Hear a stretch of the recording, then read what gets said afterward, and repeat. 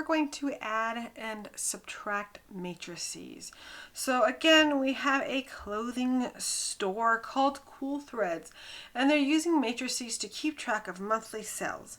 In matrix A and B, rows 1 represents the sale of jeans, and row 2 represents the sale of jackets, with the columns representing vintage, casual, and distressed brands respectively, during 2 consecutive months. What is the sales total for 2 months? So here we have the month of A and the month of B, month of March and month of April. And what I'm going to do is I'm going to add these two because I want to know what the total for the 2 months is. So we're going to have A is equal to, oh no, let's not do A, let's do A plus B. Because we're going to add the two.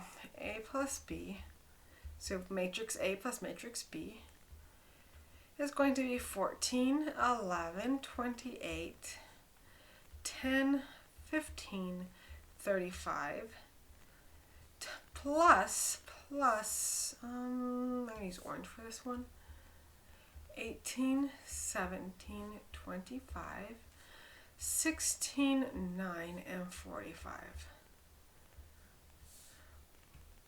Okay, so when we add two matrices together, we'll get the total of the 2 months. So adding the two corresponding elements of the matrices, we basically need to understand what each part means. So the entry 25 means that we have 25 pairs of distressed jeans were sold in the second month, which means 28 were sold in the first month. And if we're looking at what was sold total for the distressed jeans in both months, we'll do 28 plus 25. So we're going to do the same thing with these matrices. We're just going to add those numbers together. So I have 14 plus 10 plus, and I'm just going to put the pluses because I'm going to change the colors of these things. Don't ask where the 3 came from.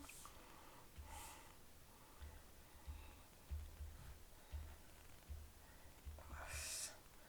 This will be plus 18, plus 16, plus 17, plus 9, plus 25, plus 45. And ultimately what we get with my matrices is 32, 28, 53, 26, 24, and 80. And if I wanted to figure out how many distressed jeans were sold in altogether, distress is the third column, and jeans is the first row. I would have sold 53 pairs of distressed jeans. Okay, so there's the addition part of it. What is the difference in numbers of items sold each month? Did one person sell more items than the other? Did one month sell more items than the other? So in this case, we're going to find the difference between the two. So I'm going to do A minus B.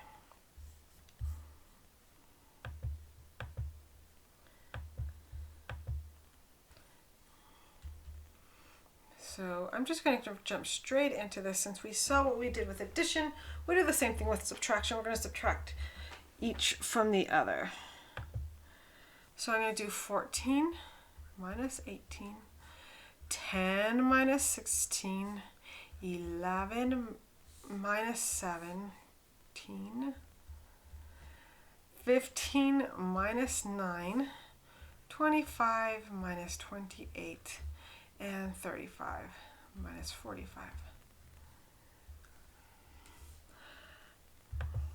Well, what we get now is we're actually going to get some negative numbers in here. Negative 4, negative 6, negative 6, 6, 3, and negative 10. So in this matrices, we have positive numbers, means that more of this type were sold in the first month, and a negative number means that more of this was sold in the second month. So if I'm looking at the negative 4, row 1, 1, or A1, 1, what we're looking at is, I believe those are vintage jeans. And so more vintage jeans were sold in March than were sold in April. So we can say that again, more casual jeans were sold in March, more vintage jeans were sold in April than in March, and more casual jeans were sold in April than in March. And we could say more jackets that are vintage. Sorry, I'm trying to remember how this matrice goes. Vintage jackets were sold in April than in March. And more distressed jackets were sold in April than in March. But in March, more casual jackets and distressed jeans were sold. So there's how you can interpret it and read it. And we are done with this video. Sorry about going back and forth between the vintage, casual, and distressed, and jackets and jeans. They're getting all mixed up and jumbled in my head, which is why we have matrices, because they do get jumbled in your head. And so it's good to plan out with a matrices to kind of organize those thoughts and those numbers. All right, guys, I will catch you in the next video. If you have any questions, always feel free to ask.